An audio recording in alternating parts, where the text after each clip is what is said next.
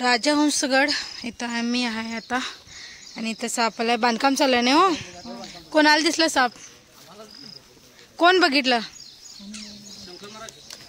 काम करताना दिसलं तुम्हाला? बरं ठीक आहे. तर बघू शकता तुम्ही इथं साप दिसायलाय.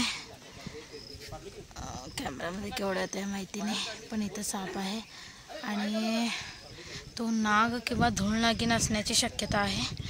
बघूया आता. जागा आता पुढे जास्त जागा वीट जागे वीट पडतो त्याचा. तर म्हटल्याप्रमाणे धूळ नागिनच आहे, नाग नसून धूळ नागिन आहे. आम्हाला नाग वाटलं होतं, पण त्याच्यामध्ये डिफरन्स असतात, कळत नाही. आता आम्ही एवढे वर्ष काम करतो तरी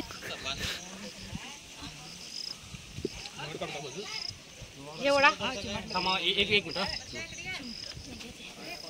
दगड पडायला दगड पडतील.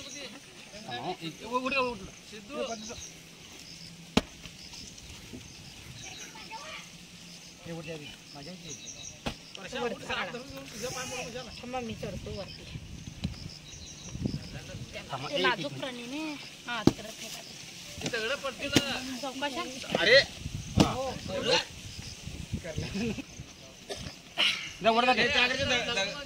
सावकाश दगड घेऊन खाल पडशील. असं काय करायचं? बघू शकताय ती धूळ नागिन आहे, जो की बिनविषारी साप असतो. याच्यापासून काही धोका नाही आहे, नागाप्रमाणे दिसतो, पण ही धूळ नागिन आहे, लक्षात घ्या. बघू शकता अशा दगड विटा किंवा अशा ढिगांमध्ये हा साप जास्त आढळून येतो. आणि बँडेड रेसर सुद्धा याला म्हणतात इंग्लिशमध्ये, कारण धावक सुद्धा म्हणतात, कारण खूप फास्टली तो पळतो आणि त्यामुळे याला धावक सुद्धा म्हणतात. हा चावला तरी काय प्रॉब्लेम नाही, कारण हा बिनविषारी साप आहे. नागासारखा दिसतो, तुम्ही बघू शकता.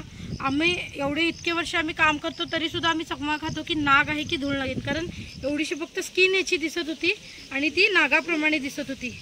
तर ही धूळ नागिन आहे, लक्षात घ्या. तर पहिलाच व्हिडिओच्या आधीच आम्ही म्हटलं होतं की धूळ नागिन किंवा नाग असू शकत आहे, कारण जी जागा आहे ती धूळ नागिनला सुटेबल अशी होती जागा, त्यामुळे.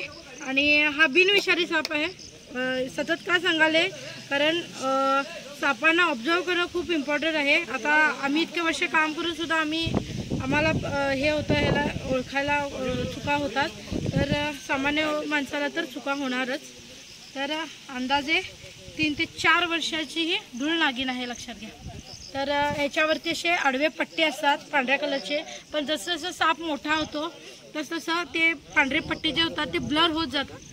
आणि लक्षात घ्या, बघू शकता किती सुंदर आणि मोठा साप आहे.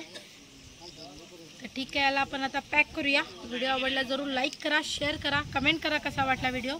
स्नेक सेवर शिवानी जो माझा यूट्यूब चॅनल आहे, सबस्क्राईब केला असेल तर प्लीज सबस्क्राईब करा. धन्यवाद.